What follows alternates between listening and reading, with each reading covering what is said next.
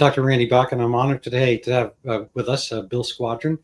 He's an old friend, and he's an interesting guy. You may not know all the things that Bill has done, but you've probably seen a fair amount of them. Maybe famous for something you might not have predicted. The mysterious lines we see on football games, first down, and the K square for baseball and all that kind of stuff. But Bill's got a lot of other interests, and we're going to try to cover them in regard to something that's pretty far afield from the NFL, energy policy. Bill, tell us a little about yourself and what your ventures are right now. Well, when it comes to energy, Randy, when I was practicing law, one of the areas I spent a lot of time in was energy regulation. I was living in Washington, doing a lot of work with federal energy policy issues and FERC regulation. So it was an area that I learned quite a bit about and found very interesting. Then when I moved back to New York, where you and I both grew up, I was in charge of a number of energy programs and policy for the Dinkins administration. I worked for the city.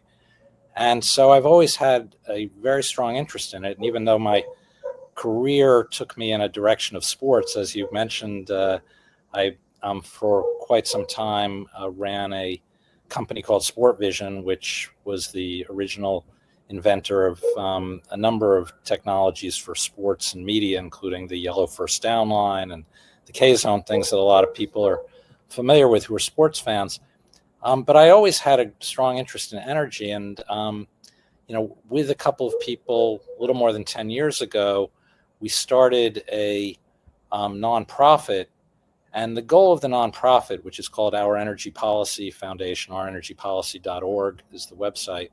And the goal of it was really to bring different voices together in civil, substantive, serious conversation to address all the different energy challenges that we face. And what we felt at the time was that, a lot of energy discussion took place in silos. Oil and gas people kind of talk to other oil and gas people, and wind or solar people talk to other wind and solar people, and utilities and focus on the grid. A lot of that was siloed. And we really felt it was important to bring different perspectives together and create environments where the discussion would be among people who brought different experience to bear, different expertise to bear. But the main commitment was to really focus on serious conversation and have good faith goals of tackling problems. Even if you came into it with a very strong disagreement with somebody else who was there, the commitment was to really have a serious civil conversation. The only real rule we had was it's not supposed to get personal. There's not supposed to be name calling. This is about really hashing out and talking about, kind of fact-based, scientifically driven discussion about, issues associated with energy policy. And it might have to do with electric vehicles or nuclear power or natural gas and fracking. It could be anything within that energy sphere. But we were going to bring together people who were really committed to digging deep in a serious and civil way to address some of the honestly very tough challenges we face when it comes to energy. And those challenges are getting even stronger, as I'm sure we'll get into. But, we're now more than 10 years in. And the one thing I think that we've managed to achieve within the industry is that our real DNA is that we're completely nonpartisan. We don't take, as OurEnergyPolicy.org or Our Energy Policy Foundation, positions or advocacy on any legislation, any regulation, any policy. Our goal is really to facilitate those conversations and then to hopefully have those conversations lead to solutions or improvements or progress in dealing with these energy issues. And so we'll have in the same room people from,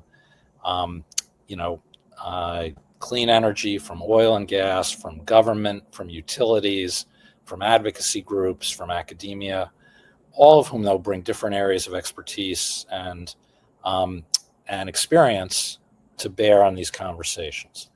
And so, I think it's fair to say that where we've really succeeded is that, people now trust our organization when we convene these gatherings, that we're not trying to tilt the scales. We're not trying to, push a particular agenda. What we're really trying to do is bring serious people together who are committed to having civil discussion and really diving into these issues. To give you an example, we're doing a big series right now on reliability and capacity of the grid, particularly in light of the huge increase in demand that data centers and AI are posing. We did a major series last year on critical minerals and how we deal with the fact that we have such a enormous need for critical minerals that are often only available outside the United States, often in countries where we don't have good relationships, and yet our dependence on these minerals for all kinds of things, both in energy, in computing, and in other areas, is enormous. And how do we deal with these issues? So those are, some examples of the kinds of things that we dive into. And, from my standpoint, kind of being the president of that organization, helping to steer it, it's been very rewarding. And particularly, at least I feel it's very necessary given how polarized and partisan so many of the discussions have become, that we really need to push back against it and get fact-driven, scientifically driven, good faith conversations among people who understand that there are those who disagree with them, but are prepared to engage and try to find common ground. No, that's good stuff. I looked at the headings there, and you have the N word. You know what the N word is? Nuclear. Yeah, I always wanted to go back and teach George W. just two words: new and clear, because he insisted on nuclear, which is kind of a sadness. It's pretty easy to say nuclear. If you don't even know how to say nuclear, just have those two words together. It's new and clear. So it's not quite new anymore, but it's pretty clear. And I've never done head-to-head comparison between nuclear and fairy dust and unicorn tears. I don't know. Do you have anything on that at all? Because it seems that most of what gets proposed instead of kind of the thing that we have, kind of the miracle we have of nuclear, is something on the order of fanciful projections of other things that might work. So I'll try to give you a real question. I've often heard that there's kind of this Luddite aspect of the left, I think more than the right, which is they're against whatever energy system seems to work. The people wanted wind, they wanted solar, and then as soon as those things start to get in place, the wind is chopping birds down. The solar requires mining, slave labor in fill in the blank, some country in Africa, whatever, and when everything's kind of take hold, it's like, well, that's not good enough. It seems like there's a kind of an eternal, chasing your own tail, which takes energy, mind you. And there seems to be also kind of an unraveling of this very workable system, rather than refining it, no pun intended, which we do for oil, but refining the technology around nuclear and the safety aspects thereof. People don't, it's not even like it seems like a topic for polite conversation, and people are steering away from it in Europe. I suppose, let me see if I can, again, put that into one simple question. Do you get pushback on the nuclear aspect? Do you get claimed to be kind of a tool of the mining interests or whatever, big fill in the blank, big mining, big nuclear, whatever? How do you deal with that kind of stuff? Does it exist? Well, there are people with different perspectives, of course, across the entire spectrum. From our standpoint as an organization, we don't take an advocacy position or a policy position. What we do is we bring people together to have, hopefully meaningful and kind of fact-based conversations about this. And there's been a lot of development in the nuclear space, particularly with what are called small modular reactors. It's a different way of approaching nuclear energy. And as you can see from our site, we have a couple of webinars and things like that are posted, where there's a I think very sound conversation about what's realistic with respect to the opportunities today with nuclear power, and what the safety issues are, what the opportunities are in terms of capacity.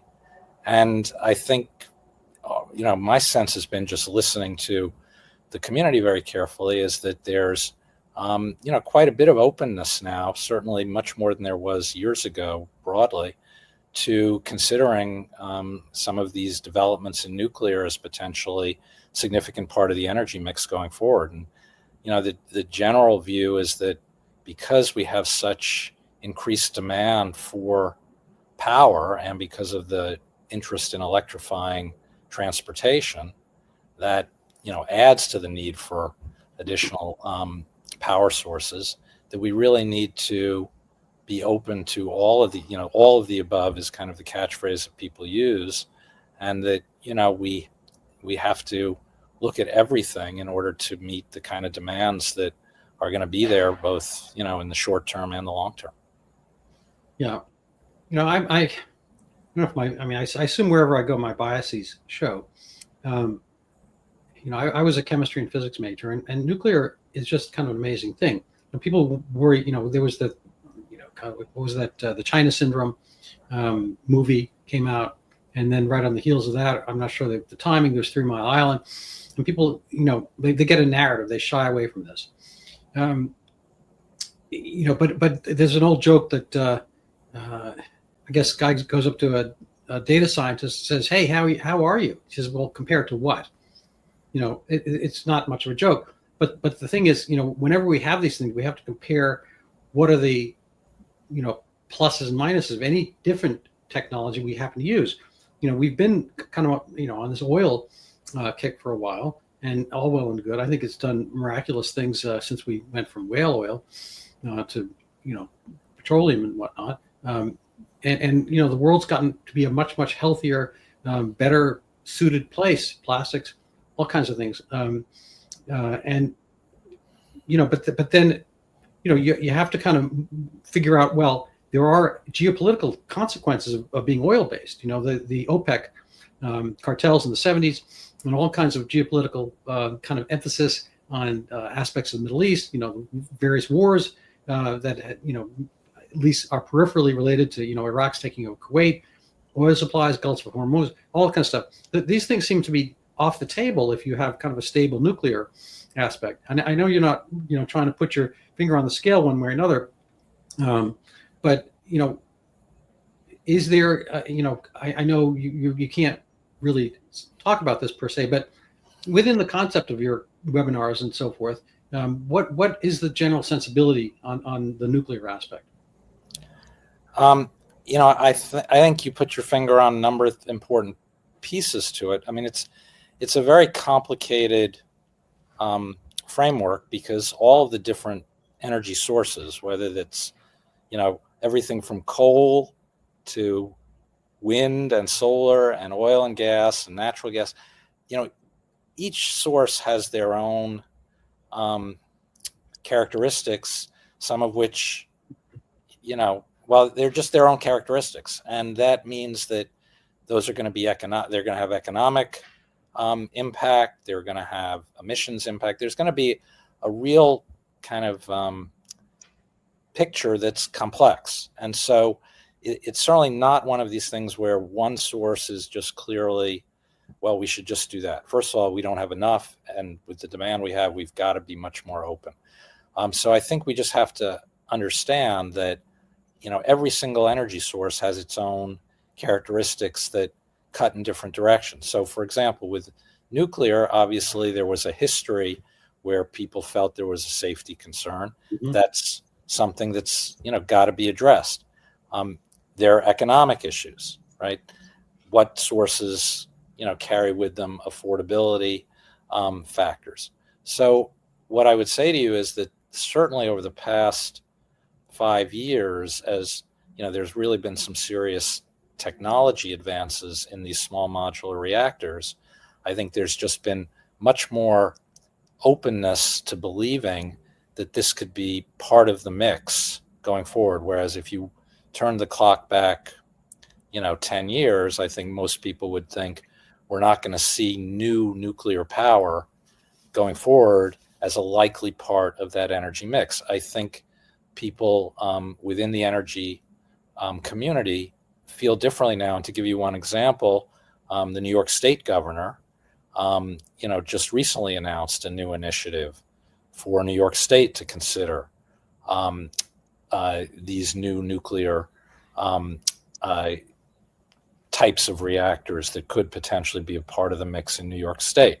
And that was not the case before. So I guess what I would say is there's certainly been a change in the way that nuclear is now considered to be, very possibly a part of the energy mix going forward, particularly with these new small modular reactors. So are we as a entity, a country, are we uranium? Let's say, aside from the Uranium One deal and ownership transfers and whatever, I think during the Obama administration via one Hillary Clinton supposedly. Anyway, are we energy deficient in terms of, say, uranium bases to be all nuclear, as it were, if that were somehow safe, effective, green-lit? I guess what I would say is that it's not really, I think, the way to sort of think about how nuclear fits into the picture, because first of all, it's a long-term thing. I mean, even from when you first apply for a permit and so forth, you're talking about multiple years. You're talking about economics that are a factor. I mean, so the point is, I don't think that's in and of itself really kind of the key to it. And I think, and in any event, the way that I think it's being looked at is as part of a larger mix. I think most people believe that as we go forward, particularly with these increases in demand, we're going to need, natural gas. We're going to need wind. We're going to need solar. We're going to need hydropower. We're going to need, some elements of nuclear. So we're going to need all these things, at least for the foreseeable future. And while there obviously are strong goals of becoming as environmentally sound as possible and, being, moving toward the cleanest energy mix possible, we're not going to be, kind of able to rely solely on renewables in the near future. It's just not realistic given the kind of demand that we have. So we have to be more open. And again, that's not our energy policy speaking. That's what we hear from, all of these different forums that we convene.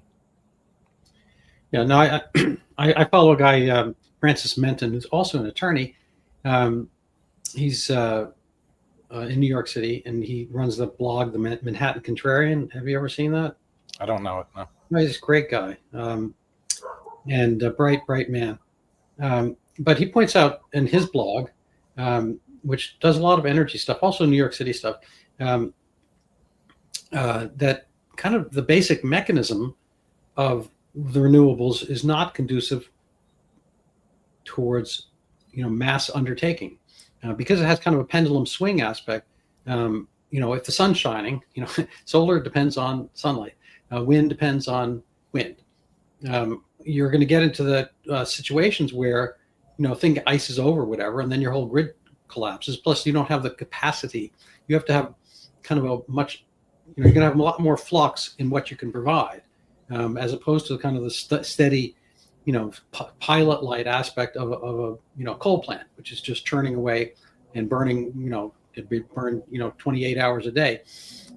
Whereas, the other ones can, solar depends on your solar cycle and whatnot. So it built into this is the fact that you don't have the, I guess, I'm not sure, I can't think of the right word. You don't have the integrity or the strength to maintain a grid.